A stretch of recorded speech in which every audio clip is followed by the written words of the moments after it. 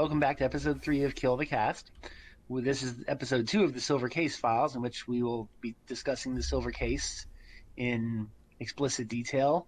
Last time we stopped at after Case 2 Spectrum, and we touched on the Placebo half. So we'll be picking up with Case 3 Parade, which is where things really start to get crazy in the game, as anyone who's played it probably knows. Once again, this is CJ Wakura. We'll go around. We've got 4 others with us today. So I'm Infinite, always been here, so yeah. I'm Johnny. I'm still here. Haven't fallen off yet. KamenSenpai, I did not fall off. I just had to take a personal break for personal reasons. And I'm Quill. Collecting Master Rider figures. Yes, definitely. And I'm Quill. Like Infinite, I've always been here, never left. And my cat is sleeping with me right now, so hopefully she'll be silent this session. My cat has a new throw rug to destroy, so I think that will keep him occupied for an hour, maybe. We can hope. Oh yeah, we can hope. So, I believe, and welcome to Refreshment, I believe right from Jump Street, Parade is one of the chapters that starts off with a distinct visual style. Like, the first thing you see is the black and white presentation of, I believe it starts with the flashback to the 3 kids, if I remember correctly. Yes. It's right from Jump Street. It starts in black and white. It has a flashback to a group of 3 children mixed up in things. And it's kind of vague what's really going on. It doesn't make a whole lot of sense, but it's one of those things where I think you learn more as it goes on. Like what exactly is happening with the kids in the past.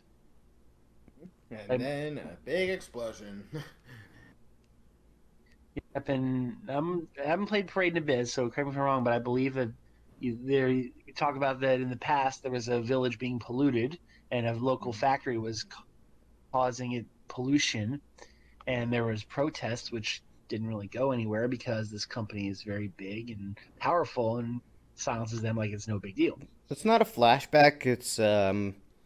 It was Sumio telling Kusabi Kusabi the tale of Kusabi. a little fairy tale basically. Yeah, essentially sounded like an RPG party. This is while they're on the stakeout, I believe, isn't it? Yes. Yeah, we're the stakeout. Yes, so Sumio and Kusabi in one of the most chill scenes in the game. They're just kind of doing a stakeout, and eventually they're shooting the shit, and things start to take a turn during what's a very tedious stakeout. Yeah, pretty sharp turn, all things considered. Yeah, which brings me up to I want to bring this up. Do you guys know that the version we got when it finally hit America, the art style actually had a change? Yeah. It wasn't that big, but it was still noticeable. Yeah, it's very noticeable when you compare the two. Oh yeah. So in the original, they both had the black and white aesthetic. I would say, for lack of a better word, the original is more anime. Yes. The thing is, they use the same artist that did the animated cutscenes.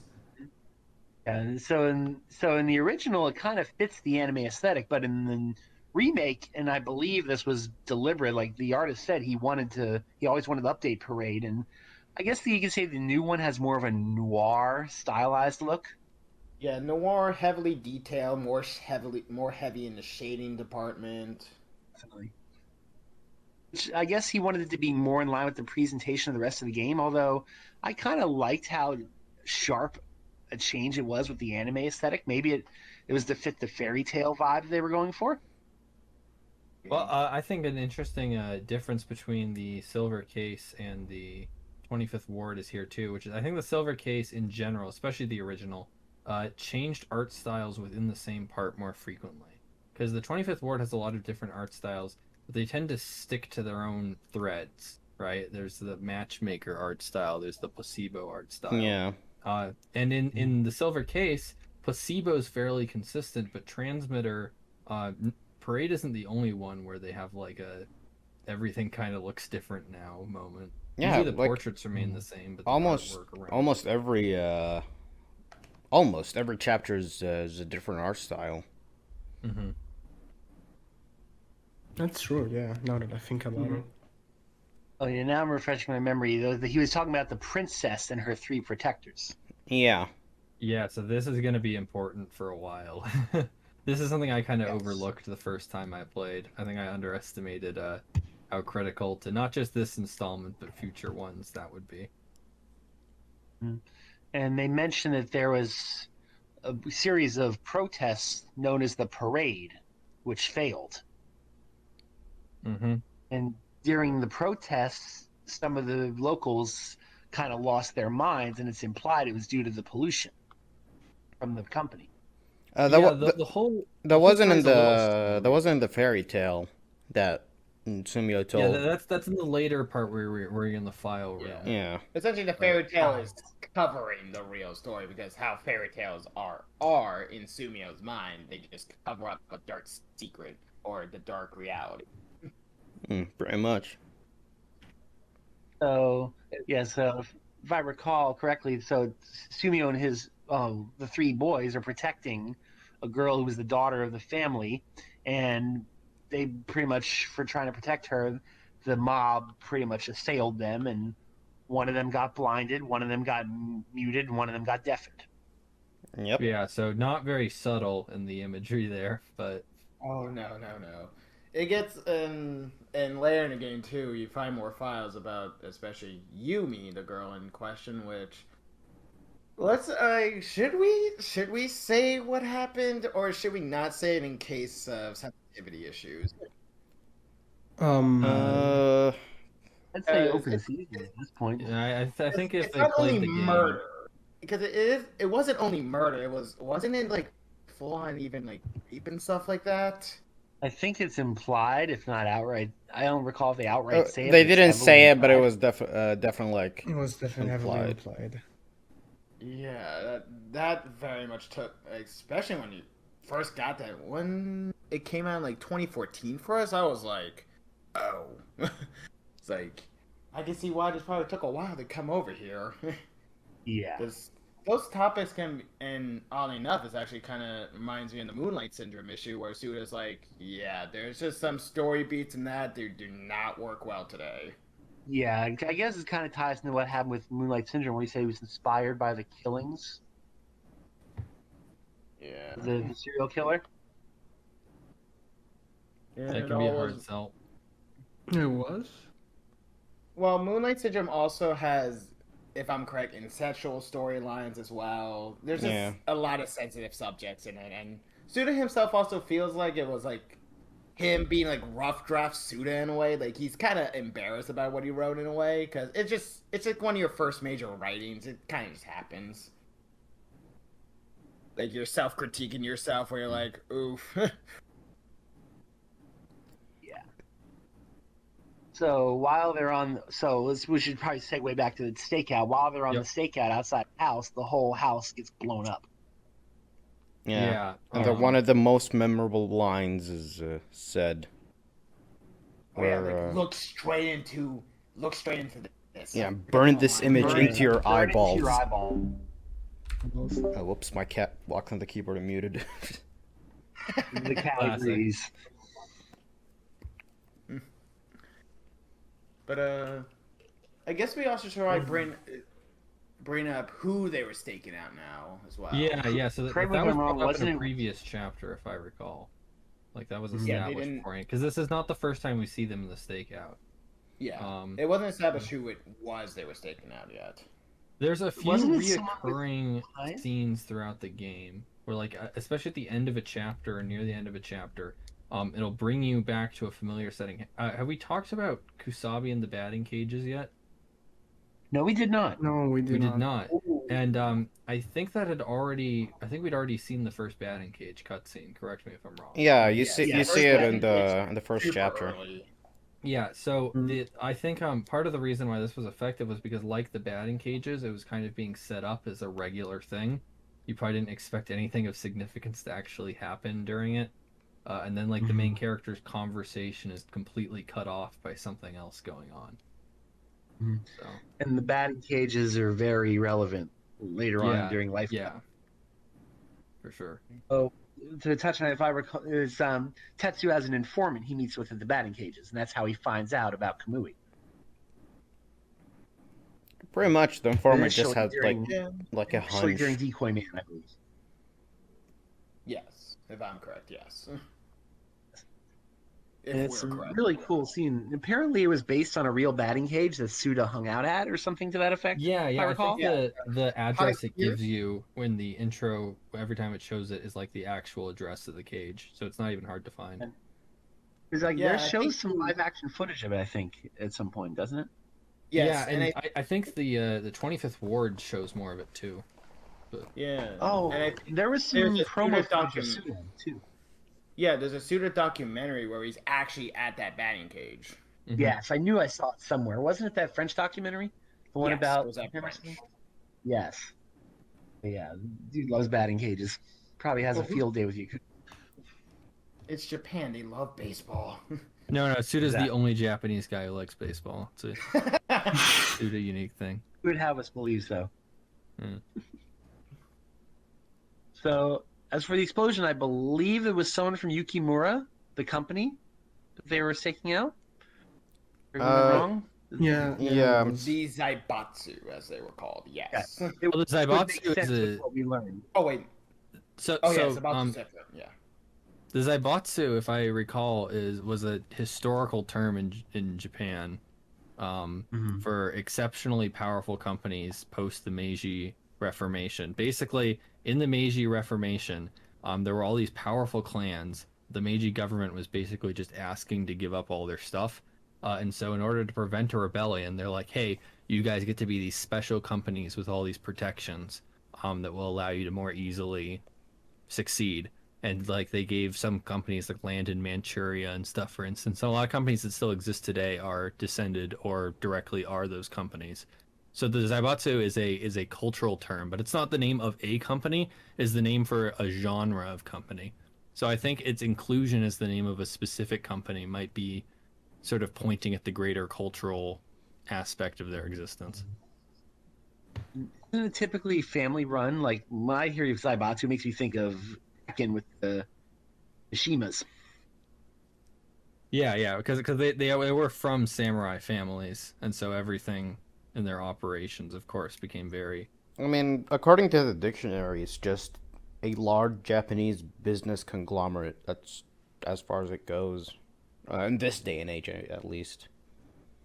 Yeah, I'm sure the cultural context have changed somewhat, and there's certainly not much samurai imagery in a silver case. So Yeah, more of a crime drama. I think the Yeah, closest so camera image we have is 25th Ward. But yeah, the whole building explodes. I think Kusabi tells Sumi to burn this image into his eyeballs and never forget it. Yep. And then it's back to the precinct, which actually I don't think we've talked a whole lot about what happens in the precincts either, which is also a huge chunk of the game. And not to mention the rogues gallery that hang out there. yeah, I think the from the famous precinct crime scene. is the. I think the precinct is probably tied with the Akira's room as like the most visited location in the game. Because It also got great music. And it got everyone's favorite character, Nakamura. Definitely that everyone's. is everyone's favorite character. I was a big fan. He was And fun. I spent an unfair amount of time in that office because when I first played it, I played it in Japanese, and I didn't really understand how to advance the plot. So I kept walking back and forth between the rooms until I found the computer, and I realized that was how you advance the plot. Well, good thing that the silver case isn't very plot heavy, or that could have been a real pain. Yeah, true. Yeah, I was just riding along the experience and enjoying the visuals and the music. But The music is pretty good. that is kind of thing with the precinct. It is mostly just kind of like, sort of like, I guess a catch up. They're like, oh yeah, this is what's going on. You go out now, sort of situation. There are some moments when there's unique moments, like in the previous chapter where Morikawa does the whole, hey, I'm gonna shoot you about the trivia questions. Let's see how you do. No, that's not the previous chapter. That's in the next chapter. I thought that was in chapter 2. Yeah, no, it's in Nope. chapter 2. Wait, are you sure? That's the whole case with Yes. Hikaru and all that. Because in He asks about the case, like in between the questions. Oh. Oh, I still haven't replayed it yet. I only played the first chapter, so my bad. No worries. So at this point, basically, the chief of the heinous crimes unit is pretty much pulling them into like trying to investigate what happened with the bombing, and apparently there was no bodies found in the aftermath. Well, the chief's a character I always forget about. He's important, so it's not like he's like poorly written. But I don't know why I always forget Kotobuki. he's there. Or Shinji, if you prefer. Yeah. Yeah. Apparently, him and Tetsu have been partners in the past. Apparently, they touched on that Yes. very briefly, I think. And that they had like, they weren't really best buds, but they were partners. Yeah. Yeah. So they kind of they don't like each other, but they respect each other. Maybe. It kind of sounds like a normal Kusabi thing for me. It's like you don't really like the guy at times, but you guys respect at least. They kind of imply that I don't think Kotobuki likes anybody. He seems like he's very much, go get it done and don't come back The to me until chief, you- that is partly just his job. Yeah, don't gotta come put you back in without line. results. Yeah. But I guess that does track. So now they're trying to find the bomber and who's targeting the Yukimura Zaibatsu, which is apparently very important to the national economy because they have massive sway over everything. Mm-hmm. Oh, with that lovely shot of their big tower. Like, I remember that. All image. right. That's great. That reminds me of if you've ever played Shin Megami Tensei when they show the cathedral. It almost reminds me of that. Yeah. Yeah, like Christ, like I don't know how big that building is supposed to be realistically, but damn. Yeah. I mean, there are buildings that big in Tokyo. I've been to downtown Tokyo, and I don't like heights. And you know the opposite of heights when you're at the bottom of really tall buildings and you don't want to look up? Downtown Tokyo is like that. Oh yeah. Buildings are staggeringly tall. Like, I get vertigo just looking up how high those buildings are. Yeah, it's very fascinating because back then Japan very much didn't have them, and then when they started moving more to the more modern kind of settings, stuff like that, like those things were skyscrapering. Yeah. And this is a place with earthquakes, so you Yeah. hope their architects really know their stuff. Even then, like if something does happen, they apparently can rebuild stuff like that. Like, geez, they're Oh, quick. yeah. Yeah, I remember like Very when was the big tsunami earthquake? Was it like I think it was 2011? 2011. Yeah, something like that. I remember like they built They rebuild so fast. It's like it's entire never happened. entire streets in like 4 days, and I was really impressed because here's like we have a street that hasn't been finished for like 15 years now. Yeah, come to I guess it's Pennsylvania. Ugh. It's just a different culture. When the disaster happens there is no arguing over red tape. They just get together and they get it done. Yeah, it's even to the point where even back then, like Yakuza families would even help out because, well, the thing about Yakuza is like they want customers and so they have to help their customers still. It's a very interesting throw business bodies at it. culture. Like, it kind of reminds me of in Chernobyl when they have everybody go to the disaster site. They just throw bodies at it and get it done. Yeah. Hopefully not as bad as Chernobyl, but still. No. Definitely not as bad as Chernobyl. So back And to the heinous crime earthquake. units. Oh yeah. So we got Kotobuki, we've got Nakatagawa, who's kind of blasé, for lack of a better word. Yeah, he's very happy-go-lucky and whimsical. There's Chizuru Hachizuka. Yeah, the only woman in the team who's very, serious business, which you probably have to be a woman in a group like that. You have to be the serious one. I kind of wish she had like more screen time. I really loved her as character. Yeah, I like her character, but And when her we get to characters Lifecut, get weird later. Yeah. We'll get to that. Yeah, Yeah. it gets really... yeah, Lifecut raises questions, but who knows? I still yeah. remember the end of chapter 2 when she goes like, "Sorry, I was on my period." I was like, "Okay." Okay. In case you forgot, I'm a woman.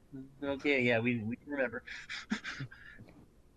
And there's Morikawa, or the quiz bastard, as I call him.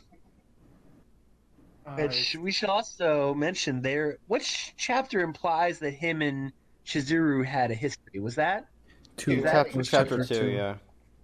Chapter 2, That's yeah. pretty early So on. they talked like they've had a past relationship, and he's still kind of pining for her, and Shizuru doesn't want to talk about it.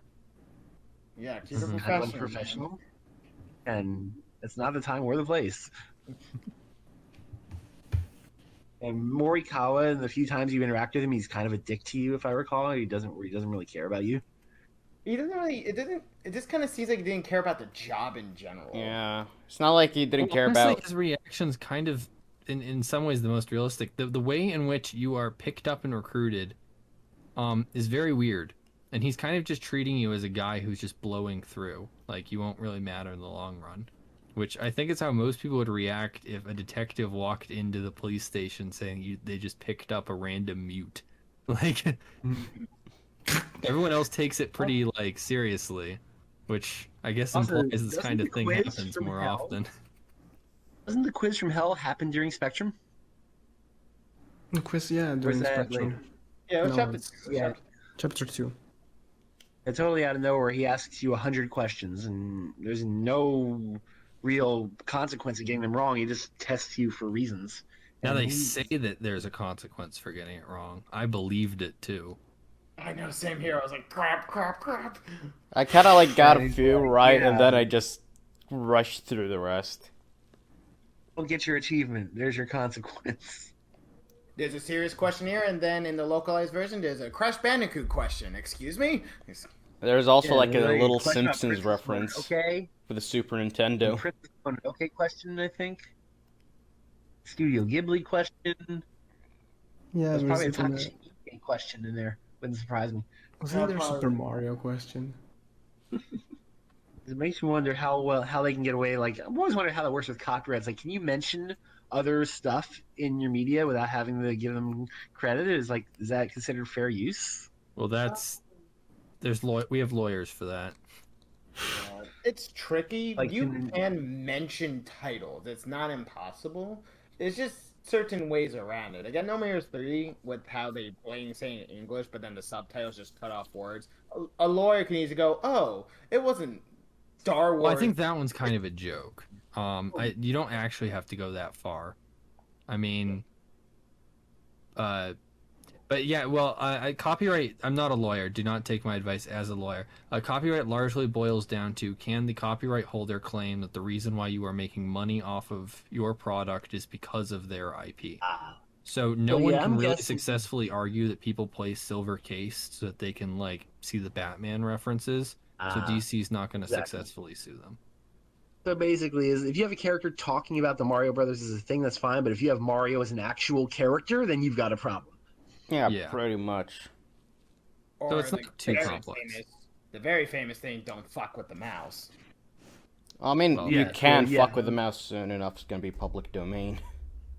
Oh yeah, nothing can control that. But Disney is very infamous for how people use their properties without "quote unquote" permission. Mm-hmm. But back to the power. I think we touched on everybody in the HCU more or less. So you only really interact with them when you're there. Once in a blue moon, you happen upon them. What's the chapter when Shizuru drives by? I think that's in Spectrum. Yeah. Yeah, She it's drives by for a Spectrum. split second. There's It a was in really Spectrum. cool shot.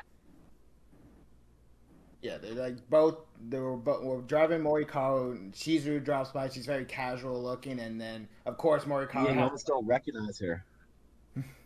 Morikawa goes, "Hold up!" And there's like a holy shit. I'm like, wait, was that Shizuru? She like has her hair down. And she's not wearing her glasses. Yeah, and of course they had to take it to the alleyway. You kind of have to wonder, being the guy who has to be dragged into that, just tapping your foot, going like, "Is this gonna be over soon?" Yeah, are we supposed to believe that Akira is like tagged along for all this? Like, is he just happen to be standing there while they're having this private talk? I think a lot of the game, maybe intentionally, that's open to debate, leaves it very unclear as to whether or not the perspective character is actually there or not. Because there are definitely scenes where I just safely assumed, oh, this is just third person perspective. Akira's not here. And then one of the characters will, after like 30 minutes of talking to someone else, turn around and be like, "Yeah, what do you think?" I'm like, "What? Yeah. I didn't know I was They here." don't even care you're there. It's like, oh, this guy doesn't say anything. He doesn't care. People brush you off like surreally easily. Like it does not take much convincing for them to just act like you don't exist. Absolutely. So I believe this is where afterwards they go to the headquarters of the Yukimura Zaibatsu, which is that massive tower we mentioned. Mm-hmm. And Sumio is here, starts kind of acting a little off. Yeah, I recall. Far more quiet than usual. I I think do recall that. kind of pick up something's a little off about him. If I remember, he said he needed like to do something quickly, so he left. All right. But It's a normal thing to say. yeah, but like everyone kind of brushed it off except for Kusabi, who's like being suspicious of him. And I believe here you meet Kosaka, the head of the Zaibatsu. And Afro. yeah, Mr. Fro-Man. And as I posted a picture, there's a very drastic difference in how he's portrayed in the original versus the remake with how they drew him, I think. The same character, but definitely a different vibe. Oh yeah, very much for sure. I don't know. For me, Yeah. I feel like I see those two images. They're the same in a way. Well, Like, it's a bit more intensity to the older one. yeah, he's Yeah, the much new one, he more looks angrier. like, sad, Also, wider tired, glasses. And the dialogue, I think, changes the context too. The specific thing he's saying. The bottom definitely, that's like a cold remark, and the top seems, more delivered in anger just from the art style change. Yeah. Yeah, Oh, but yeah, we don't particularly meet this character yet because he's the one who is gone at the moment, if I'm correct. This is when we meet the Fro Man, who's going like, "Hey, this was all going down. We're trying to find this guy." right. And then isn't that when the hostage, the ransom video is brought up then too? No, I think he explains that there was a note sent to them. Oh, the chairman was kidnapped, I believe, wasn't it? Yes, that was his house that blew up. And he wasn't in it. They He even was showed like live action footage of it, like for the email we yes. got. Oh no, I Really, I remember. would love to Yeah, know how they- Sakaguchi says that there was a note sent and it was saying the monkey laughs. And that's the reason why there was a stakeout in the guy's place, because he understood what it meant. And later on, through more things, yeah, I vividly remember the hostage video because I always made the I joke. vaguely recall that. What's up? I vaguely recall that now that I mention it. Yeah, with the blow up doll. Yeah. like- Yeah. Who had to be the guy on the staff team to go buy a sex doll like that? Maybe That's they didn't need to buy it. yeah, maybe Suda's like, I got it. Yeah, Suda had the doll, and he was That like, sounds like- crap, how do I make money off this? He The whole picked it up game was on a, actually just made as an excuse to put that in. he picked it I'd up on a, love to know. he actually picked it Yeah. up from a random encounter from Yakuza. And you can make it, you can write it off as a tax deduction because it's for the production of the game. Yeah, he did explain to his wife. His wife was like, "What is this?" And he was like, "Oh, it's for my game." It's for art. To be honest, if he was honest, I bet she'd be like, yeah, okay. Okay, Kojima. But yeah, I definitely still remember that hostage video, just going like, huh. Especially when it gets, I forget what was sprinkling on the sex doll. I'm assuming it must have been like a visual for blood, because I remember it getting darkened. It's either blood or like gasoline. Okay, gasoline. Because I remember there was like, I think there was a lighter of some sort. Like a Reservoir Dogs-ish. My memory is like not that good. That's why I replay games all the time. So Mhm. I'm trying to remember exactly what happened in that scene, but I can only vaguely recall it, but it definitely The strikes guy some chord with me. smoking. yeah. It makes me think of Reservoir Dogs or the Du Hast video where they got the guy in the chair and they're burning him. Yeah, But they that's weren't not burning that far him, off. nor were they planning to. They just they wanted to get the quote unquote diamond. Which didn't they end? Which we should probably get to that then. So yeah, through the hostage video stuff again, we finally get they want this extremely expensive diamond. Like, wasn't it most of that money because of that diamond that the Zaibatsu has, or it's just like a really big image? Pretty of much them? all the money from them is for that diamond. I don't remember the like, price, but it was like in the billions. Yeah, it was in the billions or It's like something like that. without that's pretty much without that the company's doomed. I think the government in the beginning paid for it. I think. No, they said we're gonna use the funds from the Zaibatsu. Mm. I think Kusabi said that. I don't really remember that part. But yeah. So yeah, then this chapter does kind of go a bit all over the place. I would love to kind of know how they decide whether they make stuff live action or animated. Like, was it a budgetary thing, or did they decide from Jump Street how they wanted to do it? Yeah, Parade definitely has a lot of those moments for sure, of a lot of different visuals, especially compared to the whole rest of the game.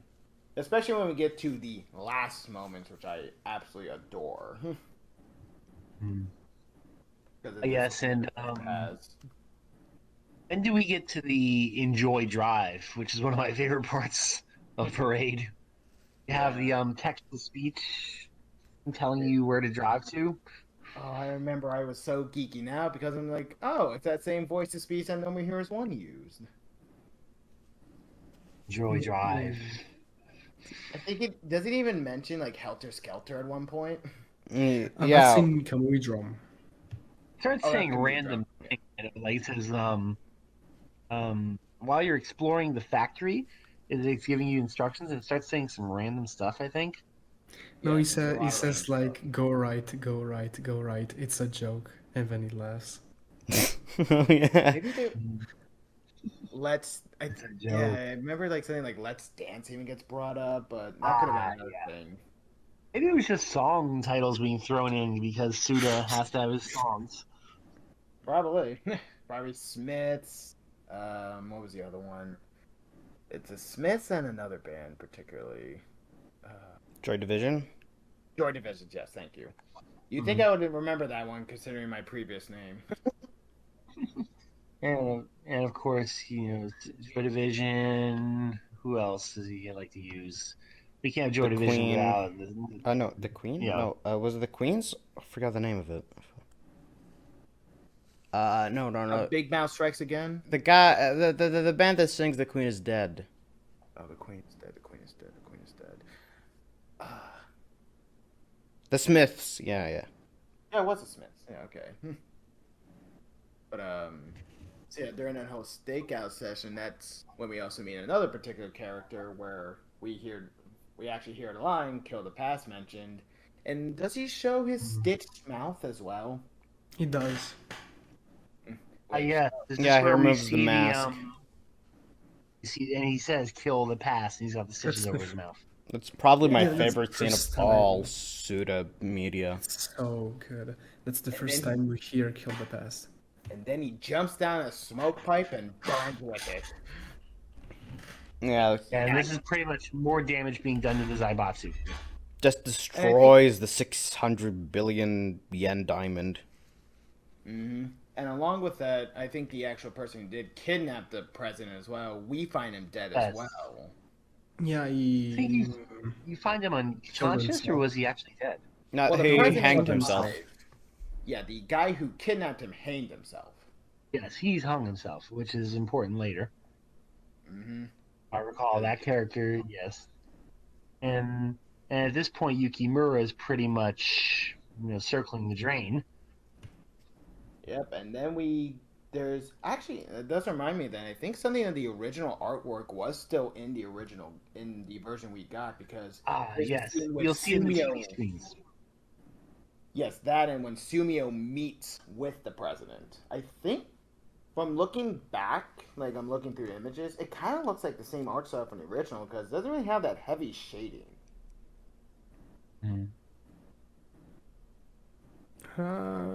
I don't know. Like, It's I kind of don't hard to really tell since it's recall very that. far. It's more far away shot. Can you send some images? Sure, just a moment. I'm doing that on my phone, so that way you don't hear a lot of clicking. Because I have a pretty I loud have a good guide here that I found on Steam, which is a very good retrospective. That also covers some stuff. I mean, I use this to refresh my memory since I haven't gotten to replay Silver Case in a while. This is a good comprehensive guide that goes over the details of the story, or at least the Cliff Notes version. But yeah. Oh yes, that artwork. That does look like the original. You see how it's very, Oh, very this white. one. Yeah, it's more white. There's not a lot of heavy shading. So it looks like they kept that one the same, which is interesting. Probably because it's a far away shot and just so. I don't know. I think it's remade. Yeah, it Does it looks feel- remade. Especially looks remade. Sumio. He looks 3D-ish. Yeah, the character models do. Yes. It kind of looks like that art of the 25th Ward in Good Looking Guy, I believe. Yeah, that's a good one. That's True. a good one to bring up here. It's kind of hard to tell with it being such a far away shot. Right. So back to Parade now. I believe they're actually having a meeting at the Snow Tower, which is that gigantic aforementioned building. And this is where pretty much things go further into hell. And as we've seen, it's where the chairman says that he wants to like purge the company and bring it back to its origins, and then he blows up the entire chair room. Yeah, Yep, because with the chairman and everyone else. Except for the regular Kills the entire employees. board. No, they die. They die too, I think. No, no, it was the when he blew it up, it was on a Saturday, I think, and he only called the big guys like the CEO and Oh, I really love how when they talk, they look so twisted because they're all lying. Oh and yeah, then that scene they when it's wanted from his to- perspective. Yeah. yeah, they we wanted saw them a us to couple of die. times. We saw them one more time before all this, and yeah, their faces are like And like they're all twisted. greedy, and they Wait, just want I have- they're hoping he dies and power. whatever. Yeah, I have an example here. They all just want to take over. They're waiting for him to die. And yeah, maybe it was right for him to just go, you know what, I'm just blowing us all up. Goodbye. Because, yeah, his company went down the shitter in terms of corruption. I found the picture I'm thinking of. And, you know, it kind of reminds me of Fight Club when they make sure that everyone's there before they blow up all the buildings. Everyone's gone. Yeah. Do they mention if the diamond's insured or not? I feel No, like the diamond- logically. The diamond got burned up with the guy. Well, it got destroyed, yeah, but if it was insured, then that wouldn't matter. I don't think it was assured. They did say that they have to pay for it back with the basically the whole company in a way. So that's how. And if I recall, the remake, as we've seen, does a really good job. It made them look even more soulless and monstrous with the white eyes. No, yeah. They look like in the original, they just looked kind of weird. In the remake, they look monstrous. Oh, yeah. Especially that one bald-headed guy who's just like, But yeah, and after the building blows up, don't we cut to Akira? Oh, well, I guess our main character and Kusabi going through like files and stuff like that, like learning about the case. Yeah. Yes, and I think this is where the truth finally starts being revealed. They learn about the Mikuma boys. Which yes, and Yeah. now the question was, who was this third person of the group then? Because we know what the two of them were, but there's like One of them hung himself. One of them was the one at the factory. Who had the sewn mouth and blew himself up. And the one who was hanged, he was the cannot see. Right. He was blind. And then we have one person left who's deaf. And somehow it was our own Sumio Kodai. Which was That's hinted what on in Decoy Man because he said his ears were bad. Yes. Yeah. Which is It's kind of implied that a he weird didn't- thing for him to say, considering he was intentionally hiding it. Yeah, kind of and weird. he apparently hides it really well. He reads lips And that's- extremely well. Yeah, he reads very reads well. lips. He has think he had something that was made. I don't know, by I think it was by the mute, like technology was that made by- turns words into braille if it was on phones or something like that. Yeah, it was Yeah, by- and it was on the radio. and I think There's also, a real fascinating. I think Sumio also had to slip someone a 50 to go like, hey, I know you're gonna know I'm deaf, but let this slide, sort of thing. I gather it's not so much that he's deaf. It's like I'm guessing he more like has really, really bad tinnitus, kind of like Baby and Baby Driver. Like he can hear, but it's really bad.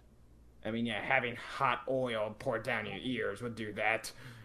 Yeah, it's a miracle he can hear at all. Was it hot oil or was he stabbed in the ear? Stabbed. No, it was stabbed. it was stabbed. I thought it Yeah, it was stabbed with a stick. No, the oil was the mouth guy, I think. I thought they did it to all three of them. No, wait, let me look it up quickly. Or I think oil. the oil I was think they to the said guy. his eardrums were smashed. Was how it's Okay. described. How that I remember it was better with left a the imagination. stick. I'm guessing they pierced it somehow. Probably better left to the imagination. Yeah, maybe it's kind of one of those things. Yeah, like it's up to your imagination and what happened to them. It could have just been. Oh, I remember like they were detailed in a sense. They were. Oh, it was actually detailed in Placebo, actually. Yeah. There we go. The mob gouged the eyes of one and sewed the eyelids shut with a needle and thread. Other had his mouth filled with oil and sewn shut. The last one had his ears stabbed out. Okay. It's probably because the similar two had them both sewn shut, quote unquote, made me think it was some. They just all had the same method then. But And we can't really talk about this without at least touching on FSRs, but there's a really fascinating theory I read once about FSR. That's the reason the voices sound so distorted, because of who you're playing as. Which is crazy if that's true. which yeah, Parade is definitely the biggest reason why FSR is pretty much is a big story significance. Their Yeah, biggest absolutely. connection because of. Should we mention this now, or should we mention when FSR comes up of who Sumio Mondo is? I mean, at this point, anyone who's listening to this this, point, Probably no. yeah. We played, This we point. got FSR before yeah, Silver Case. It's Most so people played weird. FSR first. Yeah. So yeah, the big thing is Sumio Mondo is actually Sumio Kodai, and wow, Sumio Kodai is kind of having his little woohoo moment. Yeah, and we don't know if that's in his head or if he was actually put on an island or what. Even 25th way- Ward, when he comes back, doesn't really explain it too much. In fact, it just Yeah. makes it more complicated. No, he just has a monster following him. And it's like But clones, it kind of maybe? feels like, if I recall, like Parade does kind of stop very suddenly. Like after the explosion, it's like, oh yeah, we got the files. Oh, and it was Sumio. Let's go arrest him. And we arrested him. Oh, It's no, like no, a- no. There No, was one more no, no, scene. no. There's one more thing that Kusabi did particularly for Sumio. Yeah, the That whole, ended all. they were in the helicopter and then they were watching Mikomo getting exploded. Boom. Yes. And Yumi gets to finally rest, which is And- I absolutely love that scene because that's when the color comes back. And after that, And there you is one- see Sumio explaining the whole kill the past and why he kills the past. Yeah, there was... And then, of course, there's one of my favorite scenes, which is very, very kind of sad and nostalgic, is when it flashes back to when Sumio and Kusabi first met on their first day. Ah, that Yeah. was. What did like arguing about the suit he was wearing at the time? Yeah, I was gonna buy him a Yeah, suit. because Kusabi was Like gonna. Sumio shows up wearing like some old clothes he had lying around. He's like, "I'm gonna get you a new suit," and like you can tell like They were like clashing to begin with, but still respect each other. It's a really poignant scene. I always love that with detectives. Yeah, I love watching detectives grill people. It's one of my favorite things in cop dramas. Like, just buy a suit. It's such a bonding moment. And if I recall, that's the note it ends on. It ends on the flashback when they first met, and that's the last time we see Sumio in Silver Case, I think. In this game. Oh, yeah, until we get to the placebo part of the chapter, because we do see Tokyo talking with Sumio. Yeah. Yes, so I guess we should move to the then I think placebo we chapter now. Yes. Then we get to Suki, part 1, which is light, I believe. Oh, moon. My bad, moon. Yes, moon. Yeah, that's one of the first kanji you learn. Yeah, and things are going south for Tokyo. He's getting weird, more cryptic riddles, seeing more weird faces show up. Yeah, this old man. He gets a message from, he gets Slash. He gets the Bat's email from Slash, but as it turns out, it was the wrong email. Really creepy stuff, like kind of, what do you call it? Kind of fridge horror stuff with those emails. Some of them are really creepy the way they pop up, if I recall. Yeah, this is not when he gets the virus. Yeah, I think that's the next chapter. He gets the virus. Yeah, I think things start kind of like his little world is starting to have cracks form on the outside. Yeah. Kind of creepy pasta-ish, almost. Yeah. Because, this was the kind of era of the internet. This kind of stuff was starting to form. Like, early internet culture is very interesting. Like, you feel like if you clicked the wrong link and went to the wrong website, you're like, oh shit, I shouldn't have gone to this website. You're like frantically closing your tabs and trying to clear your history. Yeah. Well, if you want to talk about that, we can go to the next chapter. That's Kamuidrome. It's all about this. Yeah. It's all about this. All about that. Dark webs, the dark web. Different dimension. That chapter, I still don't get that chapter. Yeah, that chapter was weird, especially with how it ended. It's so weird. I replayed recently the Silver Case. I just played through it. I was like, oh, I still didn't understand a thing. I don't know when I of aliens. when I replayed it the first time, it was a little bit more clearer than the first time I played it, but yeah, I'd say it is the most confusing, and I don't know if I can call it incomplete. I feel like there were some stuffs that weren't finished. It's more of a filler chapter. More or less, but still, there's a lot of filler chapter. It has some really cool stuff in it. It's a really massive cool, late not gonna lie. vibe to it. It has that. Yeah, it has probably one of the best character designs of all time. That one guy with like half a beard. I was also gonna mention that I forget the kid's name, but the one who was starting to mostly be essentially a shit poster in a way. And then all of a sudden it's like, oh shit, they're coming here. I gotta fucking kill them. I gotta like fight them. And then all of a sudden it's this woman. Then it's like, oh okay. And they have sex. And I'm just like, what the hell is going on? The woman was the one who's like. When they become crazy. Oh, and they also have one of the coolest costumes ever. The whole green green thing. I actually have a shirt of them. So that old man also kind of reveals all the guts of everything that happened. He's one of these. I guess he was one of the villagers, and he knew about the Makuma boys. Yes, when in the Tokyo session with that old man who still knew, and that's how Tokyo then met with Sumio because he directly still knew. Mm-hmm. And Erica gets involved too. You meet with Erica, and she's been doing investigating of her own. Yeah, isn't this when they kind of go down a similar path with the fairy tale thing, but they go like stuff like Mother Goose and stuff like that? Doesn't she have that really cool line where she smiled? They meet in the playground, and she says like pollution or something like that. Yeah, she says pollution, and then the investigation song starts playing. She does something together in that scene. Yeah.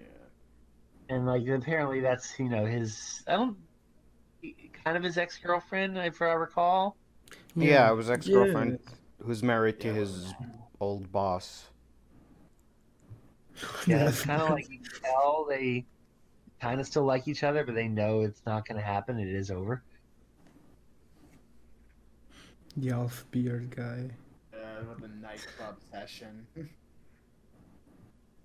And he gets a lot of emails from the Bat during Suki, Yeah, and the he gets the Yuki and Suki has a part 2. That's also in the Placebo part 3, isn't it? Where he gets the virus. That's also in Suki, isn't it? I believe. I don't Yeah, think it, so. it is. It's if I'm not mistaken, it's in Suki Part 2. That's right, they Alright. part 2 that. Yes. Oh, and he meets Sumio at the batting cage. Yes. Which And you see Sumio, if I recall, Sumio has that very interesting off-kilter angle you kind of see him at, almost like the parade, the way they shoot the crazy guys, but he looks more normal and down to earth. Yeah. And apparently they have a conversation, and I don't think we get to see that part of the conversation, if I'm correct. It kind of just cuts off. Yet, though. And Tokyo receives a news report about the Mikumo exploding, and he pieces it all together in a memo about how they were the Mikumo boys and the protests and what happened to them. And then they kidnapped the chairman, blew his house up, and then they committed suicide to bankrupt them by taking their diamond. And the chairman blew up his own tower. And then they finally released Riru's soul by, that's the end of it, more or less. And they watched the fireworks. Alright, she was called Riru. Doesn't that kind of remind you of the character in 25th Ward? The one with the triple personalities? The streaming girl?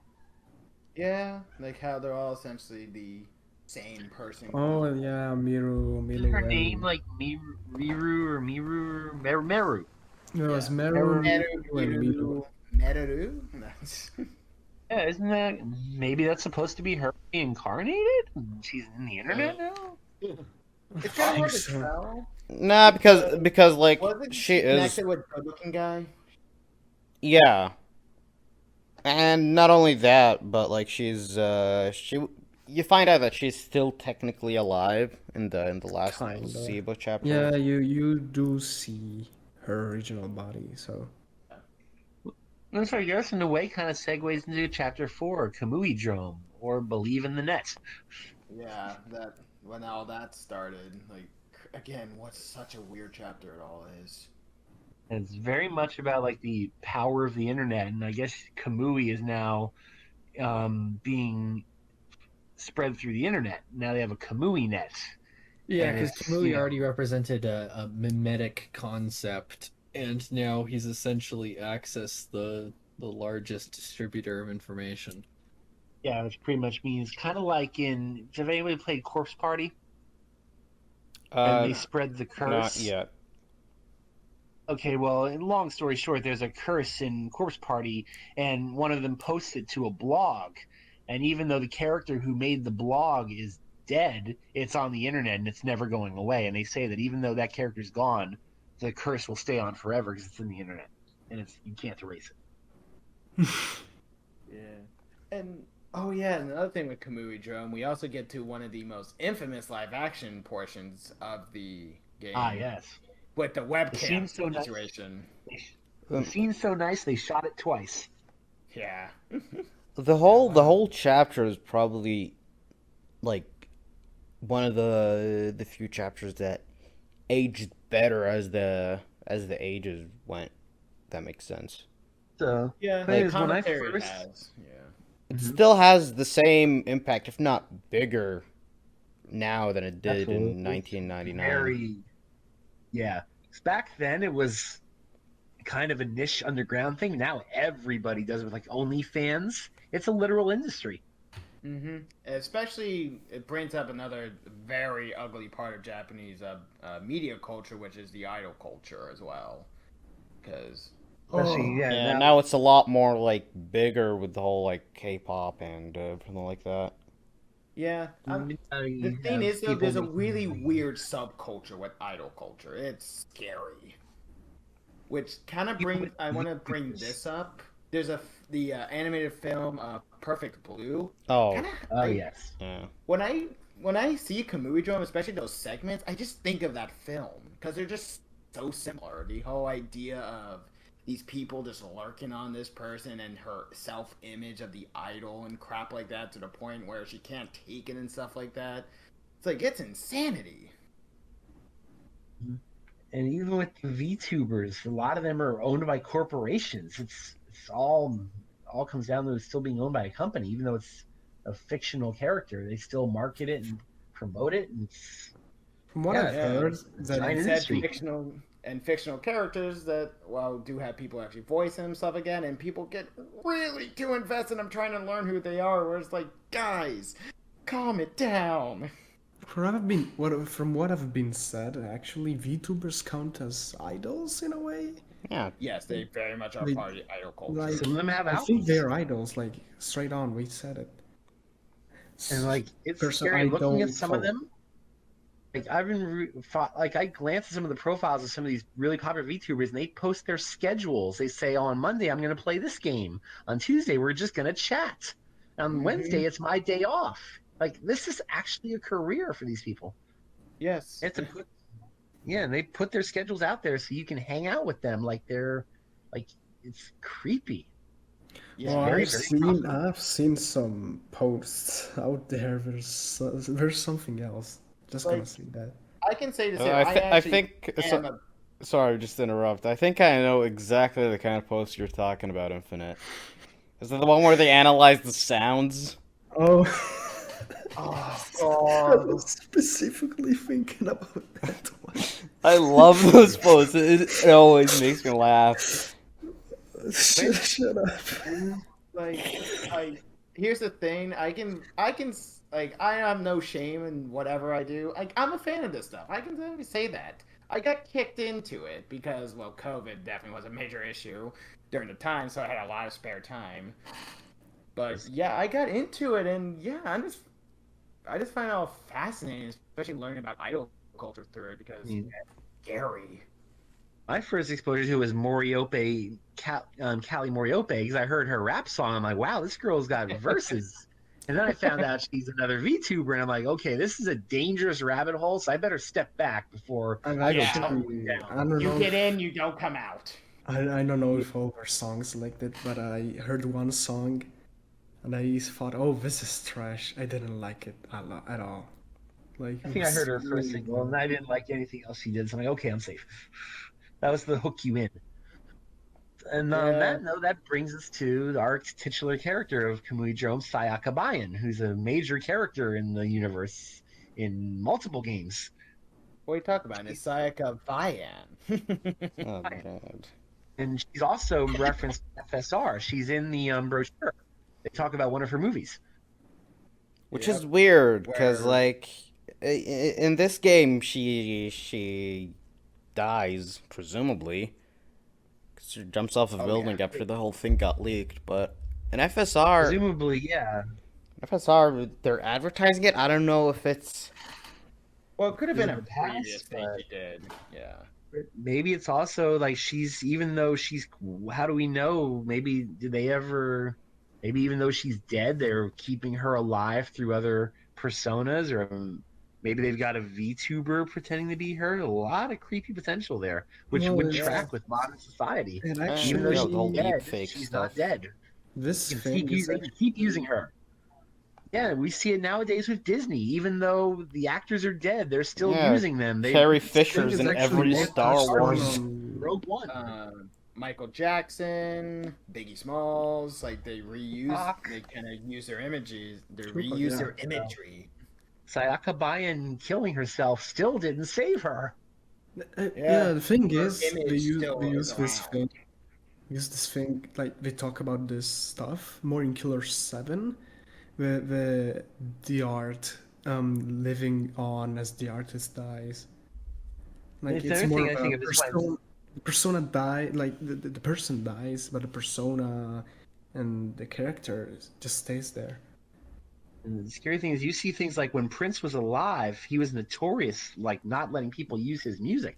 Then once he died, all of a sudden, oh, it's open season. We can use his music for whatever we want.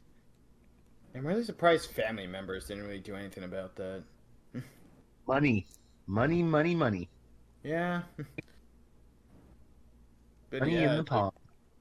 but oddly enough, all this talk about the image still being alive, or let's say the image being another identity. Yeah, it's another thing that just reminds me of Perfect Blue, where this poor girl, her idol personality just kind of became this own thing, out of her own control. Even it's scary.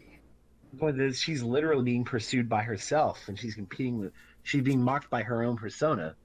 Yeah, it's like I would recommend anyone that film, but do be warned, there's a lot of sensitive material in it. Absolutely. Yeah. It is not So- for the I faint still of have heart. to watch it. Never watched it. So yeah, so basically coming back to Kamuidrome, so they're investigating the propagation of the Kamui website, and believe they happen upon Sayaka Bayan, and she's having a live stream, and the HCU, in a grand show of police morality, decide to use funds of the HCU to buy a ticket to her live stream. Not one, 2 tickets. Yeah, It's two two. tickets for whatever reason. Like one guy could Can't share the computer, not possible. want to be alone So I'm with sure this. you can use a government computer to watch a cam girl's live stream. That's going to end so well. Well, I mean, to be fair, in the real world, the police have to figure out that what they're looking at is child porn one way or another, right? Like, Yeah. I don't envy people who have that job. I don't know how they can do that job and not lose their soul. Oh, they do lose their Yeah. soul. Like there's a lot of issues with that whole thing where they get mentally scarred and they're pissed off at Facebook for not giving them the right therapy. Yeah, you have to be out of a certain cloth to be able to do that job, and Like, I at once respect and I pity them. yeah, I have a lot of personal stories since I have family who are police officers, stuff like that, and my father who does polygraphs now these days since he retired. There's a lot of stories regarding that kind of stuff, but I should probably not mention them because yikes first and personal information as well. Yeah, and I'm dispatched, so I've seen some stuff from that side of the coin too. But yeah, so basically, so she's doing a cam girl. It's not really a cam girl show in the way most well, people probably think of it. It's more that it's just her living her normal life. They're watching her go about her normal day. She's hanging out in her apartment. She's painting her nails. And I think it's implied that she doesn't even know the cameras are there. Yeah, Yeah, to a certain No, point. she doesn't. That's why she The kills agency herself. just did it. Hey, I love It's how actually, the person who was typing, I don't know if it was I'm not sure who typed that line, but the line is always gonna get stuck in my head as part of the silver case. That I'm gonna bust my nut. it sounds like it's Nakatagawa. I bet that was Nakatagawa. It No, sounded like him. sadly, not the guy was the guy going, "Boss, don't be saying our real names." Yeah, Nakatagawa is like that dork who's trying to keep everybody in line. Guys, what are we doing? It's so fucking stupid that a government. I love how the boss Good kept work, blowing Howard. the cover. Oh, it killed me. So, well, I should probably touch on the fact that so in the original it was filmed one way, and then when they remade it, they refilmed it with a completely different actress. And in my opinion, I like the original more because the original looked more like it was a very raw, like unintended footage. Like you're really watching some random person's live stream. Like it felt like you were watching a normal girl. The remake version looks a little more professional. I felt like it looked like it was Yeah. filmed. I always gotta remember, idols don't take a number two. Gotta remember that. Yes, and if the stream, like, yeah, there's some scenes that shots of her in the bathroom, and then like I think she picks, like, she's about to undress, and then she realizes the camera's there, and then the chat room collectively loses their shit. Yeah. And they get all Man. pissed off, and they want a refund. And there's even and there's that whole segment where she goes into a bathroom and the camera cuts off because, of course, they're not showing that. But there literally is like in dialogues saying like people going like she doesn't take a shit. That's impossible. No, that and by the way, that is a real thing in I idol know, I culture. know. It's again so goddamn scary of a mindset. I can not put that any more lightly. Mm. Oh, it's so scary. And yeah, at this point, we learn that afterwards she committed suicide. Yeah, with the animatic scene. Yes. And I mean, technically, you could say the police, the HCU, were complacent in this because they were watching the live stream. Yeah. Now, if I'm correct, they were doing it because they had to try to. They were trying. Were they trying to find something out about like the dark web stuff they were dealing with, or was it just literally just because they could? I forget. I think some of them wanted I to think see it's it just because they column A, little could. column B. Yeah. Because I definitely know Nakatagawa was a bit excited for it. And I think at some point, when do we have the story about the couple we mentioned? Yeah, the couple. It's happening at the same time as the whole story is happening. It's Yeah. very vague. Like, what's going on with these two? Is it? I think it's implied they're part of like the Kamui net. Like they're people who've been lured into it. And, like you see them in their normalcy, then you see like what they're becoming because of Kamui. Is that Yeah. interpretation correct? Yeah, it very much was because yeah, think so. like the kid, it literally just first comes off like sort of like flame wars going off, and then all of a sudden they start saying we're gonna kill you and stuff like that, and all of a sudden someone actually comes to his goddamn house. What I really love It's like is when Tokyo joins that chat room and they say they're gonna kill him, and he just gives out his address.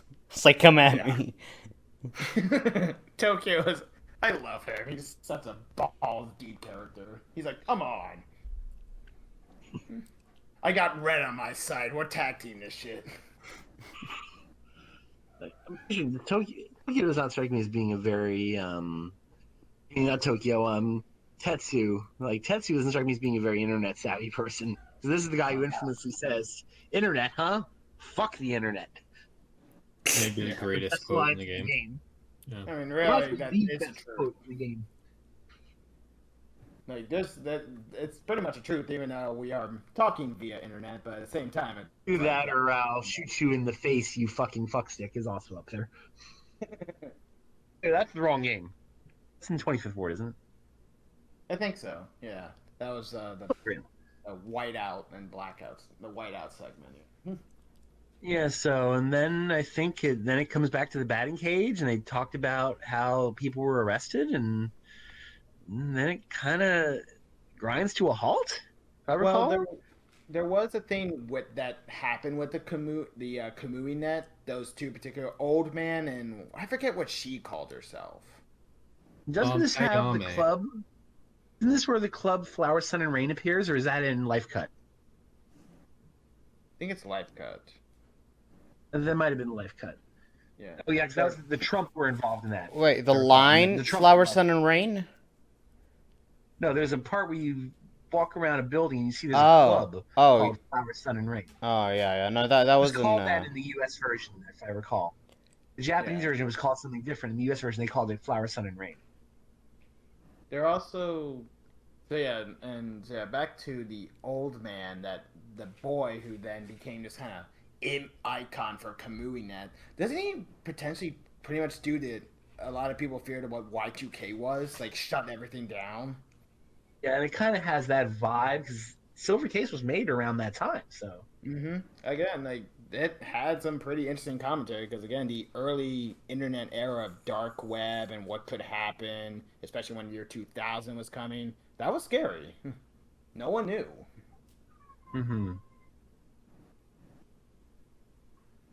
And that's my cat going off in the background if anyone hears it. So I apologize. Don't worry. Yeah. At this point, And like then, he wants to the contribute. cats are part of the regular members. Pretty much, that's the ride you sign up for. It's part of the kill the cats Yeah. experience. Cats. And then after that whole the whole shutdown thing and everything soon comes back up, there's a scene where your character are exploring like this kind of building, like I think it's an abandoned building, I forget though, where apparently the Kamuinet people were at, and then you just meet this random girl, which I think they were looking for originally. Like she was some just person who just vanished out of nowhere, and it was out searching for her. I forget, but I just remember this weird girl that's talking to you, and then all of a sudden, like, oh, I know these people and stuff like that. They're aliens. I was like, okay. And they went into another dimension. Yeah, the other dimension aliens.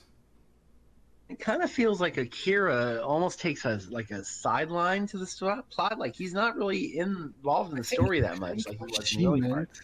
She meant it's not that we're aliens, but we're gonna be alien to whatever dimension we go on. Oh yeah, that's what it was. Yeah. Nice. Yes, that picture. And then she vanishes. Definitely. So many. Sorry? Was this deliberately done so jointedly? Do you think stuff was cut from Kamuidrome and we didn't get the full picture? I don't know. I feel like No, I feel like a little was cut, indeed. Because there was no... I don't want to say there was no explanation. It was like the weirdest, the most undescribable chapter in the whole game, and there's not like Placebo to give you a little help with it. Because Placebo's chapters... Doesn't Placebo focus on a whole entire different thing? Yeah, that's what I was going to say. It's more about, like Tokyo at this point, he's like, I'm not even going to try to figure this shit out. Fuck that. Yeah, Placebo's chapter was something completely different than... It's like you're going to Placebo, like, oh, good, Tokyo is going to know what's going on. No, he doesn't. Isn't that when he's also confronted by the guy who's going like, I'm on Ayame's side? Yeah. Yeah, then so even... Then he gets shot. Yeah, it's like, even figure this shit out. So, I come to think of it, Kamuidrome is a very David Lynchian chapter. Very stream of consciousness stuff. Yeah, it's definitely very much is tackling the concepts of the dark web and what all it really has and what can really stem out from it. Because yeah, there were a lot of crime from it back in the days, and still is. Still is. It's become more, it's more, I don't want to say mainstream, but it's more known. But people still fall for it. Mm-hmm. And that's kind of another thing, and especially the Tokyo session when he soon gets that virus. There was an art to those old school computer viruses. There was an art to them. Yeah, like Bonzi Buddy and all that. Now these days, it's just something that's secretly in your computer. Back then, it's like, nope, you're fucked. Where it's got to spam images on your computer. You can't act anything out. Viruses were fun. Yeah, they were. Not fun when you were a kid because your parents would find out, but... Like, they'll throw Now back they're more discreet.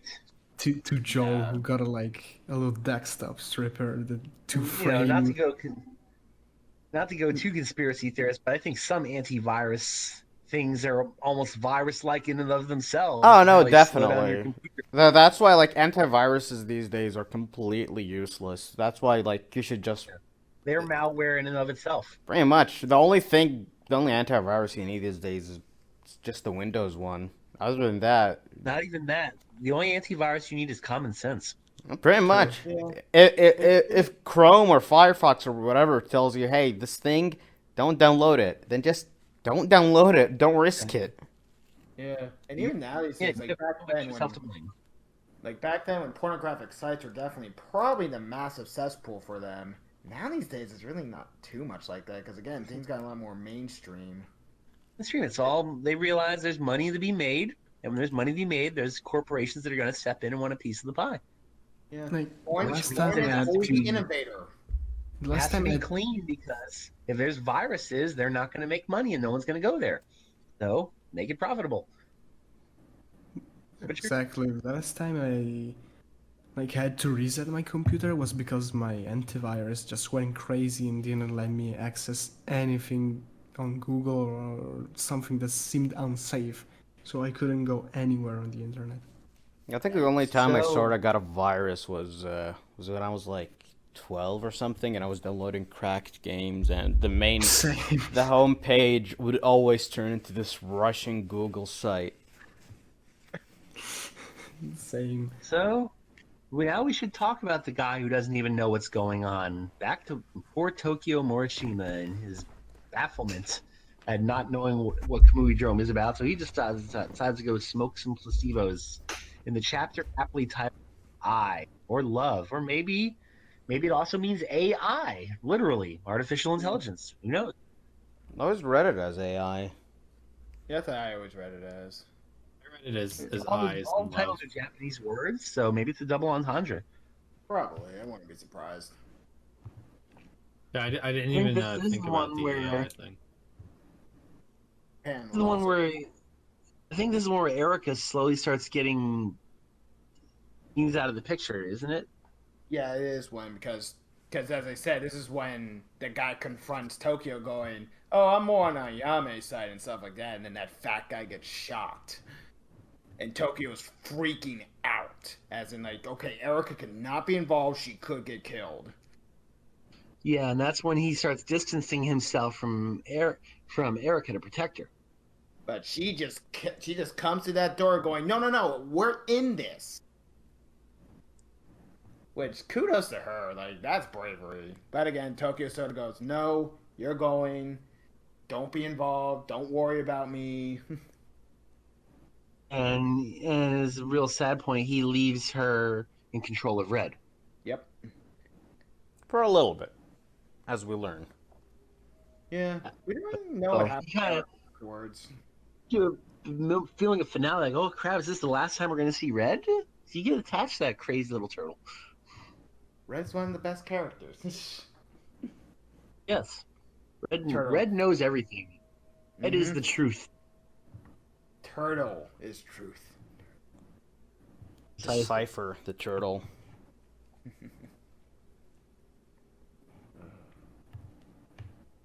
So yeah, and I recall, so he learns who the bat truly is, and he explains that he's not into Kamui, he's into Ayame. But a sniper takes him out. Which, do we learn who that sniper was, or it's just kind of a case of like, I don't It think we was ever just a learned random who- guy passing by. I don't know. Kind of make you feel like, almost like when Killer 7 spoilers, when Christopher Mills gets taken out. Like, you dance too close to the abyss, that's what happens. Yeah, it's the As long as you don't step too far out of line, you're fine. But this is what'll happen if you step too close to the edge, which Yeah, Christopher Mills did. The same sniper also gets was it the mayor or what? No, it wasn't the mayor. It was the chief of. Maybe it's Sundance Shot. How you call that? You're into So he something. was now. originally supposed to be in Silver Case more and in Killer 7, I believe, too. Which maybe he's the one who kills Christopher Mills. I think they do tell you who kills Christopher Mills in Killer 7, right? Yeah, No, it was not. Yeah, it was that girl. yeah. It was. Yeah, the girl. Who could have been I remember the Sakura, assassin. possibly? Wait, Which is who? a whole other ball game, of course. Yeah, Killer 7. The Wait, whole who? Killer 7, like what got cut out of that and what's still in the game is very perplexing.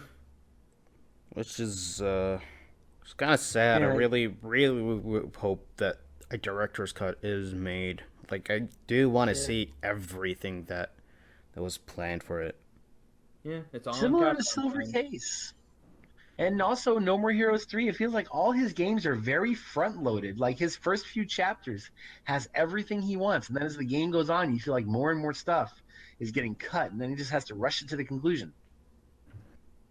To be honest, I kind of do like that as well, because on the other side of the spectrum, then you can kind of get Kojima, who just kind of has too much.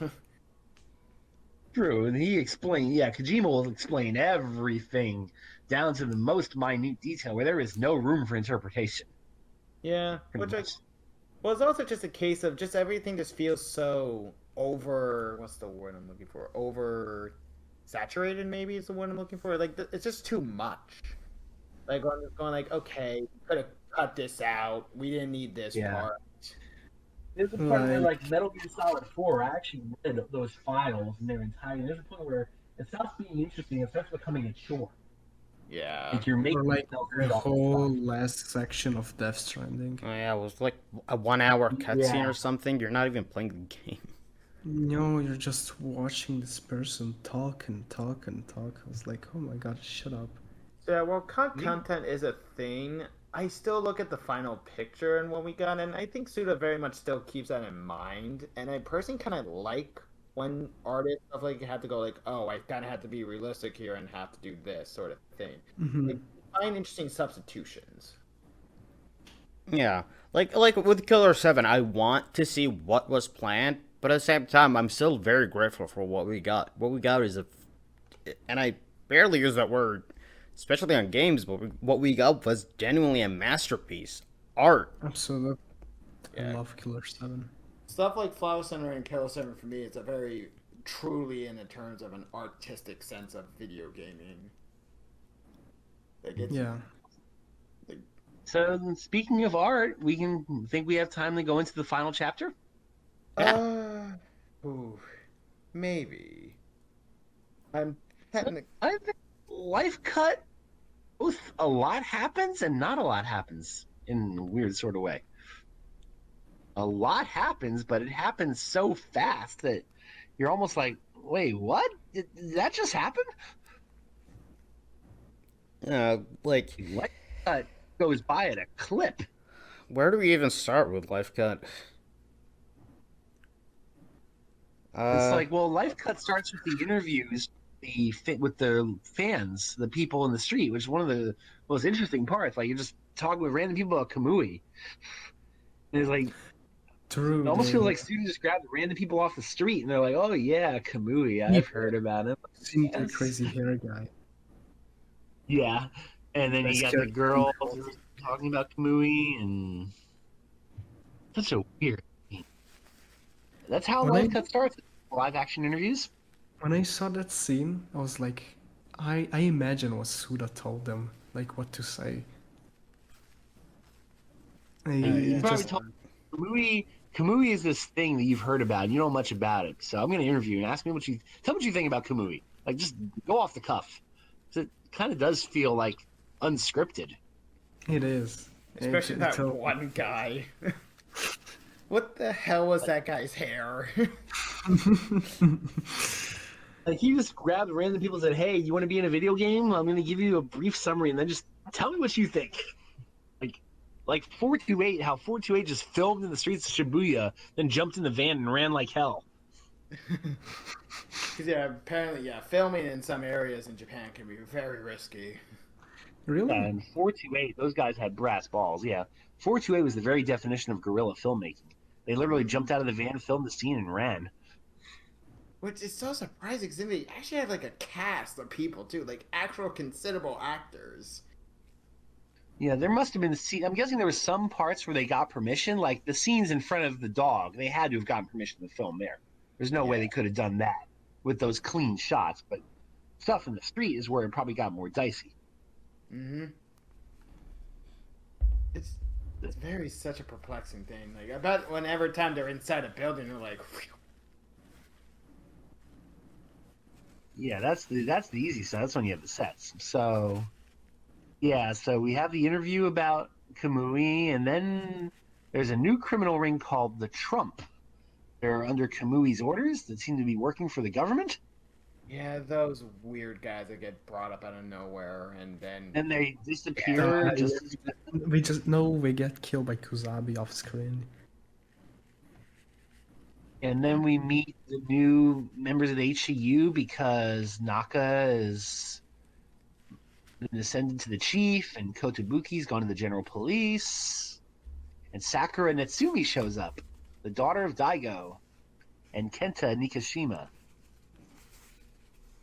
are everyone's favorite girl, Sakura. Very interesting character. She was the daughter of one of the characters from the group that we meet in Lunatic's Decoy Man. Yeah. who's not dead, but he's in a coma and don't really touch on that anymore ever again. I'm assuming he just got left as a vegetable, I guess. We do see Really? him. We see him in 25th Ward. We do? Yes. Natsume? Jabroni talks to him. Oh no, that's not him. That's It's not him? no, that's No, the I don't that's remember the that at all. that's the guy in the batting cages all the time. I keep forgetting his name. Yeah, Morta. Oh, really? Yeah, like. Mortakuma? I know what we were talking about. Because Yeah. in 25th Ward, in the newer chapters, he's brought up again. He's in a wheelchair, looking much better, and he makes that line going like if you fuck Sakura once, she's yours, sort of thing. Yeah, totally not misogynistic or anything. And then I think, Yeah. and then things start going to hell in a handbasket, and people start dying very fast. Yeah, isn't this also when we learned about the whole truth of Kamui? Like, they're like, oh, Yeah, the there's Kamui on the- the rooftop, shoot him down, and like that wasn't really him. That was just a scene. And they want people to think, oh, we've killed Kamui. It's all okay. Because, Kamui's been taken. we started finding out that the wards are all in it on each other pretty much. Like, And And Kamui then, was the technically shelter just kids program. yeah. And Kamui then was there's the- an idea of sorts. Yeah, and it can't be killed. And the Kamui and the Ayame and the Mass Pro, and it's pretty much unstoppable at this point. And it's all controlled by the government. yeah, the government find out there was some secret project that didn't go out. Then they're like, oh, we could just activate these people whenever. Do it. And Morikawa is on the train, and he gets shot and killed. Yep. By Kusabi. And I'm like, yes, and I'm like, okay, the guy was an asshole, but okay, whatever, sure. And then Sakura kills Chizuru because she was also involved. And Yeah, Shizuru Chizuru was rocker. yeah, Shizuru was Ayami, I think, or something like that. Yeah, she was Ayame. I think it Not was the even first really Ayame. him. But it's so I don't out of know. left field. Doesn't she So all the also like make so many lines towards you about sex and stuff like that? And it's like, whoa, calm down. Well, Yes, but for it's a given fact all of a that sudden Kamui and Ayames are attracted to each other, and it's strange. goes up in the black slinky black dress with her hair combed back, and then Sakura's like, nope, fuck this, you die. But yeah, she kind of how Hachisuka dressed in that moment kind of reminds me of what's her actress, Jennifer Garner, was it? When she's just doing that leg crossing scene. Oh yeah, It kind of Oh, reminds me of that. Basic Instinct. Yeah, that movie. Yeah, it reminds me how she dressed there reminds me of that. Then she's trying to seduce you, and I guess Sakura kills her, so you're not going to fall prey to another Ayame. No puss for you, Pop. Then you go to the Yeah, Triangle so- Tower, whatever the hell it was called, like the Nine Towers. Giant Yeah. tower. Oh god, I hated Oh, that thing. God. when I Best first part played of it. the game. All 5 towers in very meticulous sequence. I was If only there were five. only No, 5. wait, 5? Wasn't it 9? It was 9. Yeah, it was Oh, like yeah. a bowling pins. It was 9, then 9, after oh my God. that you had to go to Tower 5, like specifically to Tower 5 to continue Oh. the game. I like Imagine the doing this info in the dump. Japanese version. I loved the info Oh, I dump would- on it. However, I wish it was just an info dump and I didn't have to like slowly go to each floor and open in each door and etc. etc. Yeah, and the worst part is like in chapter 3 we had a similar sequence to that, and it's all on the same floor. Yeah, so basically you learn these are where the shelter kids were raised and trained, and then they're let out into the world. Like Yeah, it's something basically that we we're can't finding- even touch upon in the podcast. It's an amazing amount of info dump that is way more than anything you've so far experienced in the game. It is a It's just- lot. yeah.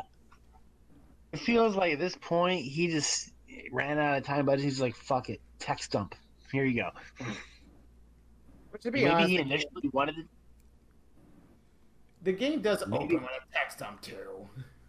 Maybe it was meant to be more organic and have maybe another chapter or two. Instead, he just dumps it all on you in Lifecut. Does that seem like the case? Like maybe there's meant to be a couple extra chapters, or do you Nah, think it was always meant to be 5? I think it was always meant to be 5. Well, we can never be too sure unless he specifically says it. Yeah, we gotta wait for a Reddit AMA again. Yeah, and let's see. The chief. The chief isn't. The chief. What happened to the chief at this point? Is he still around, or I think that happens after? No, he gets. Yeah, He gets killed sniped. before this whole thing. Yeah, he Batting gets killed before the Kamui gets killed, quote unquote. He gets killed in the batting cage, if I recall. No, No, he no, gets in the roof killed of in the the- HCU. the roof. Oh, on the roof. He get killed on the roof on the HCU. Oh He yeah, gets killed on the roof. someone gets. I think someone tries to kill the informant in the batting cage, and the informant kills him. Yeah, that was Nakatagawa. He comes. He's like, He tries to kill the informant, and the informant's like, I think Kusabi gets him in the end still. Which is a really cool scene. I love how they did that with the portraits changing, and then, bam, dead. Yeah. The way it was very interesting to play that. When I played it on the PS1 version, I didn't understand any of it. I was just like riding stream, like, just watching the visuals and the music. I'm just like, I have no idea what's going on, but this is awesome. Yeah. In a way, maybe that was better. Especially People are that are dying. I probably didn't even realize they were the same characters from the HCU. I don't think I realized that was Shizuru. He looks so different. Oh really? Interesting. But Like, oh, this woman's here and she's dead. Okay. And I'm like, wait, what the fuck? That was Shizuru? it also then brings us to the point of where our main character is then, well, revealed as well. We are Kamui. You also see a lot of And dead then we have- Kamuis in the towers. And then we have the really cool epilogue with Tetsuguro in the coffee shop. Well, shouldn't we mention first about, Kusabi also mentioning the truth of the silver case? Yeah, and what the hell exactly. was- That's the whole point. Yes. of Lifecut. Yeah. Because That essentially was, back then, there was the assassin known as Sundance Shot, aka what they refer to as Format Kamui. Wait, was Sundance? It was Sundance? Yes, I'm sure it was him. No, I don't I think think it there was was. name drop. I I think they do name drop Sundance briefly. Really? It's Sundance. I don't think he shows up. He doesn't literally show up, but they name drop him, I think. There's one image of him, and yeah, but he's a character from the past because he already gets killed off, quote unquote. because Wait, a bunch of- do they say the name Sundance? Yeah, I'm pretty sure they mentioned. I don't Sundance. remember I want to that. see this. Double check, but I feel like they do. Yeah, let me. By Also, the way, because I'm I reading hide. that Munakata does appear in Whiteout. He's in a wheel. Yeah, that's. Hold on. I'm reading in a guide that they're saying the Munakata is the one who appears at the beginning of Whiteout. That's it. That was the name, Munakata. Yeah, that's the guy. Yeah.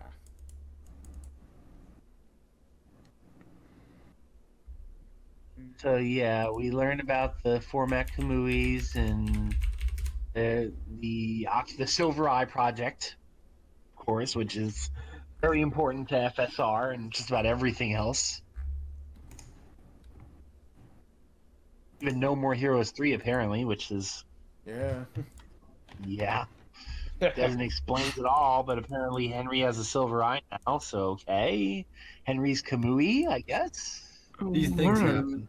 I don't know if it's Silver Eye. It's more of a third eye thing. Yeah, Yeah. the green Oh, yeah. eye. There was supposed to be something that was also the whole the I forgot the name of the cult, but The Emerald Knights. yeah, something like Yeah, Emerald Emerald Knights. Knights. There were even enemies in the files of the game. So And also we have Kamui being the literal boyfriend of the best character, Midori Kawa. yeah. A lot of questions. Is she Yeah, an that's Ayame? strange. Or what? But I don't yeah, think It's so. like Kamui's become kids, I guess. Okay. Yeah, what happens with the actual silver case is this quote unquote format Kamui guy, he gets killed off by some all these political members trying to get his goddamn eyes. And then Kusabi just comes in and shoots them all. Yeah, he Yeah, shoots the one particularly Kusabi's who was pretty left much like- standing. He's like pretty much the execution. Yeah, and I think the guy before getting shots is just laughing off because for him, he quote unquote has obtained immortality because of the silver eyes. Which that was the truth of the silver case as they proceed to go in some weird room with some guy in a chair with a whole bunch of computers swinging around. Yeah, it was like completely out of nowhere, like a lot of the game. But Oh, and also, of course, we should touch on: does Hikari happen before or after Danwa? Hikari. Final, Oh, well, not the sort of final chapter of Placebo. That is a good question. I want to, like, a part of me wants to say before because Tokyo literally does meet you in Lifecut and tells you some stuff, gives you a thing, and goes like, yeah, good luck. I feel like Don was meant to be the epilogue of the game as a whole. So I would say play Hikari, then play Danwa. Yeah. Because It's Danwa not feels more like really- an epilogue to the whole game. it's not. It's game breaking. Like you can still play down one. Then Yeah. I think it's more Danwa makes a more enjoyable close to the game, I think. true. So when we get to Hikari, it's all the revelations about Tokyo. We learn that he was a shelter kid. He's been hearing ghosts, and at the end of it, Hachizuka was involved and gave him a silver eye. And long story short, like Tokyo kind of accepts it and rolls with it, and we get to learn that the bar is like empty and decrepit. I think, or is that? I think No, so. that's in 25th ward. Yeah, it's 25th. 25th. Okay. But yeah, and then he accepts that he's got a silver eye, and he gets told there's no escape, and he starts lamenting what's going to happen to it, and he's just like, you know what? Fuck off. And he's just like, I think he just decides he's just going to go live out his life on a boat in Lost Pass Island, maybe. Yeah, it always does Yeah. remind for Tokyo stuff at the end. Like, who was like? Do we ever learn who the guy talking to him was? Maybe it's meant to be us. Maybe. Maybe it's red. Which guy? The little guy at the end of Tokyo segment, like, it's always these black. Like, the screen's entirely black, and Tokyo always mentions like, "Oh, it's you," but we never know who it is. And he's like giving Tokyo commands and shit like that. Like, you have to go kill you, or you have to go kill Kamui and stuff like that. You gotta do this. And Yeah, there's so many questions you could ask about that whole thing. which especially then when we get to that guy in the chair with all the computers. Like, was that supposed to be the Kamui, quote unquote, the guy who's just systematically doing everything? Just everything's a system to him. Because Kusabi, look at this is what we are facing. This is it. Are you gonna shoot it? Are you gonna kill the past? Or you got to accept it? And, like, he's talking to the player. Mm-hmm. Maybe. And then we hear that gunshot. And yep. And so yeah, and after that, I think we have Yami, Whiteout, and Blackout, which I think would be best reserved for another time, because that ties more to FSR. Yeah. Yeah, and they were also chapters made after the original Silver Case. Yeah, like as well as Yeah. way after. Yami I think was in we the can go over it. remaster, and so was Whiteout. Yeah. We can go Yes, I over would it. say since those- we're- I think it'd be better to I think bring up that- in 25th Ward. Yeah, I mean Whiteout I think that is also in 25th Ward. It was just like a sneak peek of 25th Ward. Yeah, it was in the Let's say PS4 version only. No, it was on PC. You know Whiteout. what? Oh, it's on PC and Switch Well, too. Well, yeah, the Steam release, yes, but the one I played was the limited run PC release of it, like actual when it was a physical release. Oh, Because yeah, I had that one, and I particularly remember not having Whiteout Prologue when I played it. Yeah, It's also it came worth out with an noting, update. I think in I the probably never update downloaded the update. regarding a Sayaka Bayan, I think you can currently play both versions if you want. You have access to both. Yep. There is the Silver 2425. I don't know Switch. But And also, if you have the original limited run version, they originally had the original Sayaka Bayan, and then they later patched it out. But if you have the original version, that's what's on there is the original Sayaka Bayan scene, not the edited one. Yes. Oh, I never updated it. Sweet. Yes. Wow. So I played it on an there's older your computer. incentive to get the limited run version aside from the really cool package. Oh yeah, that big package. I love it. Yes. So yeah, I think Flower, Sun, and Rain would be better to touch on prior to that stuff. So I think while Flower, Sun, and Rain is very much a part of Silver Case, I think Killer 7 is more its own thing. Oh, Yeah. Yeah. So I I think consider we're gonna the go Silver Case a trilogy. I just put Trilogy. Flower, Sun, and Rain very bluntly in the center. Yeah, I'd say Like- we talk about FSR 25th, then we go into Killer 7. Yeah, we should probably wrap up the trilogy before I move on to Yeah. something that is largely unconnected. yeah. I agree, and I think Killer 7 is largely unconnected to Silver Case. It was supposed to be connected, but then. Yeah, but I Still think kind the of story of Killer is. 7 got so big and convoluted. He's like, no, this is so much here. I don't need to bring FSR into it. Now, if I Well, remember don't you- correctly, it was just because like Suda realized that the game was going to be overseas, and it's going to be his first overseas game, so he decided to like cut almost everything, It makes sense. Silver But Case and The everything. second time I played Killer 7 after playing FSR, and then I saw Edo McAllister, I was holy shit. For me, it was different. I played Killer 7 before FSR, and like I remembered him. I was, oh, it's the guy from FSR, from Killer 7. Well, for me, it was the absolute worst. I played Killer 7 first, and I didn't even remember him. So, Neither.